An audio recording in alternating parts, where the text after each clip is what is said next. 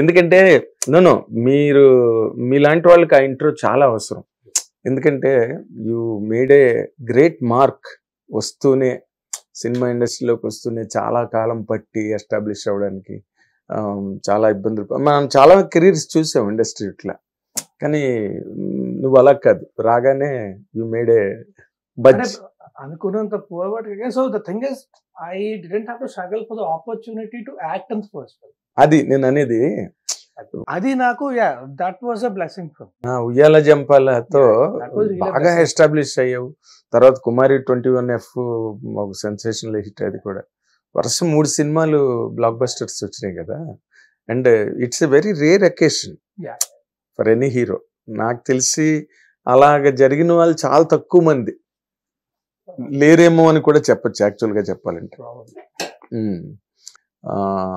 అలాంటి ఒక కెరీర్తో నువ్వు ప్రారంభమైన ఈ సందర్భంలో ఇన్ జనరల్గా ఒకసారి ఇప్పుడు 2013 కదా ఉయ్యాల Jampala? 13 December 2013. I remember.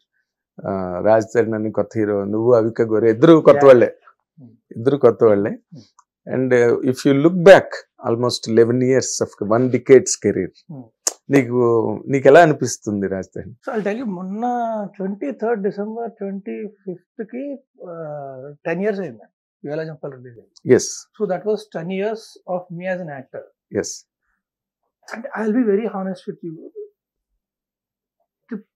it's not about the 10 years that I look back, it's about the time I'm looking forward. గడిచిన 10 ఏళ్ళు కాదు, ఇంకెన్నేళ్ళు. But it feels very special because అంటే అసలు మా ఫ్యామిలీకి కానీ ఎవరికి కానీ సినిమా అంటే సంబంధం లేదు. It's a very lower middle class family in Vizag. So అక్కడి నుంచి వచ్చి I serve for 10 years here and I'm still making films. It makes you feel very special and happy. But నేను ముందుకు చూస్తున్నాను.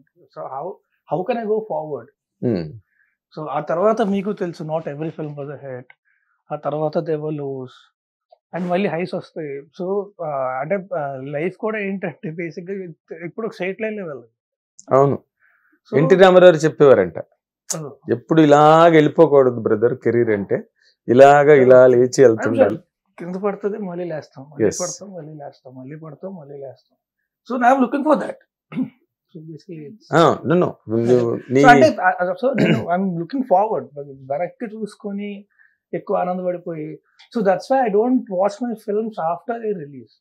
ఓకే. సినిమా చేసినప్పుడు విపరీతం కష్టపడి మొత్తం అంతా పెట్టి will make that film and now we want audience to enjoy it. ఆ తర్వాత దాన్ని వెనక్కి చూసుకొని దాన్ని సరదా పడిపోయి దాని గురించి అది ఐ నెవర్ డూ దట్. అదేలే. అంటే నార్మల్గా ఆత్రేయ గారు చెప్పేవారంట్లే, గతం గుర్తుపెట్టుకోకూడదు, ఎప్పుడు రేపే గుర్తుపెట్టుకోవాలని.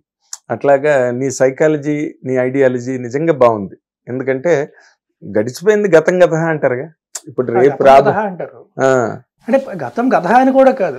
whenever someone prays about my films I feel very happy. అంతేగా. బట్ నేను కూర్చొని వాటిని చూసుకొని సంబరపడిపోయి ఎప్పుడు ఉండదు. నీకు నువ్వే భుజాలు తట్టుకుని అది ఎప్పుడు ఉండదు. I don't. నేను అందుకే వెనక్కి తిరిగి మళ్ళీ చూసుకోను. Okay. I will just move forward. ఇప్పుడు నేను చేస్తున్న సినిమాలు ఏంటి, how can I give a best towards them. అంటే not just as an actor but also ఇప్పుడు డైరెక్టర్ సపోర్ట్ కావాలంటే ఎనీవేస్ వే.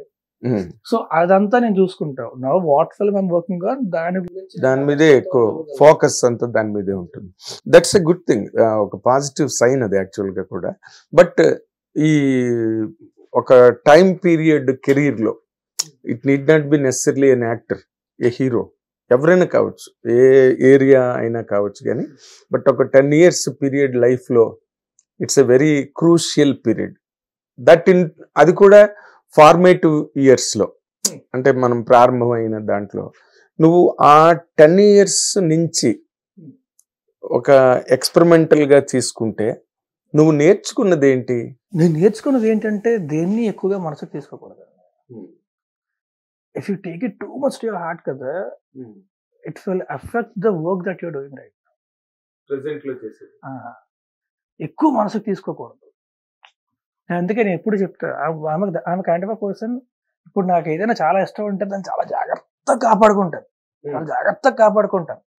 పొరపాటు పడి పగిలిపోతే ఇంక బాధపడి ఏం చేయాలి, అది మళ్ళీ అతుక్కోదు. సో ఇంక బాధపడి ఏం చేయాలి. So okay. సో అంతే. ఇప్పుడు ఏంటంటే మనం అది పట్టుకొని పీక్కున్నాము అంటే ప్రెసెంట్ మనం చేసే పని మనం సరిగ్గా చేయాలి. అదే దాని మీద ఫోకస్ తగ్గుతుంది బేసిక్ గా. సో నేర్చుకున్నది అది. ఒకటే, బట్ కెరీర్ ని నిర్మించుకున్నప్పుడు, ఒక ఫ్యూచర్ గురించి ఆలోచించుకున్నప్పుడు మన వెనకాతల అనుభవాలు ఏవైతే ఉన్నాయో అవి మనకు కొన్ని పాఠాలు నేర్పుతాయి. పాఠాలు నేర్పుతాయండి కొన్ని. And also cinema is such divorce art. నేను ఎప్పుడు చెప్తాను, మామూలుగా ఏంటంటే ఇప్పుడు పెయింటింగ్ అనేది ఒక ఆర్ట్, యాక్టింగ్ అనేది ఒక ఆర్ట్, కెమెరా వర్క్ అనేది ఒక art. Cinema is 24 hours put together. And also 200 people working together, 200 minds working together. So మనకి ఒక్కసారి జరిగిన తప్పు మళ్ళీ జరగకుండా చూసుకుంటాం. ఒక్కొక్కసారి టైం బాగాలేకపోతే వేరే దగ్గర తప్పు జరగచ్చు, నేర్చుకుంటాం. It's a constant learning process.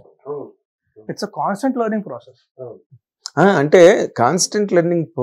కానీ నేను ఎందుకు గుచ్చి అడుగుతున్నానంటే, ఇప్పుడు ఫర్ ఎగ్జాంపుల్ నువ్వు వచ్చి 10 years దాటిపోయింది, రైట్? నీ తర్వాత చాలా మంది వచ్చారు ఇండస్ట్రీ, వస్తూనే ఉంటారు. ఇప్పుడు నువ్వు మాట్లాడేది ఎప్పుడు కూడా నేను ట్రై చేసేది ఏంటంటే, ఒక ఇంటర్వ్యూలో అది యంగ్స్టర్స్ కానీ, ఫ్రెషర్స్ కానీ, న్యూ ఎంట్రెంట్స్ కానీ అదొక కేస్ స్టడీగా, రాజ్ తరుణ్ ఈ సిచ్యువేషన్లో ఇట్లా హ్యాండిల్ చేసాడు అనమాట. వాళ్ళకి వేరే లెర్నింగ్ ప్రాసెస్ ఏమి ఉండదు ఇక్కడ. ఎవరు నేర్పరు సినిమా ఇండస్ట్రీలో, నువ్వు ఇలా ఉండు, ఇలా చెయ్యి, ఇలా వస్తే ఇలా జరుగుతుంది అన్న సైన్స్ ఏం లేదు ఇక్కడ. మీలాంటి వాళ్ళు ఇంటర్వ్యూలు చూడడం ద్వారా వాళ్ళు కొంత తెలుసుకుంటారు. ఇప్పుడు నేను అలా చెప్పాను అనుకోండి, అంటే ఎవరు తక్కువ చేయడం అని కాదు, ఏదో మోటివేషన్ స్పీకర్ లా ఉంటుంది. సో ఇలా చేస్తే జీవితం బాగుంటుంది, ఇలా చేస్తే జీవితం బాగుంటుంది, అది కూడా నా ఉద్దేశం కాదు. ఒక్కొక్కసారి డిఫరెంట్ సిచ్యువేషన్స్ ఉంటాయండి. అందరికీ సేమ్ సిచ్యువేషన్స్. ఆఫ్ కోర్స్ ఇప్పుడు నాకు ఒక ప్రొడ్యూసర్ సిచ్యువేషన్ ఎలా వచ్చింది. So if you have the same situation with producer, deal with that producer can be a different kind of a person. So అలాగే డీల్ చేస్తే కుదరదు. అవును. So you need to have presence of mind ఉండాలి, adaptability ఉండాలి. But at least ఇప్పుడు success and failure అన్నవి every career కి common. Okay, that ratio will 100% determine. Only advice I can give is you should not get complacent. ఉదాసీనంగా ఉండడానికి లేదు. ఎప్పుడు నువ్వు ఉద్యమిస్తూనే ఉండాలి అనుక్షణం.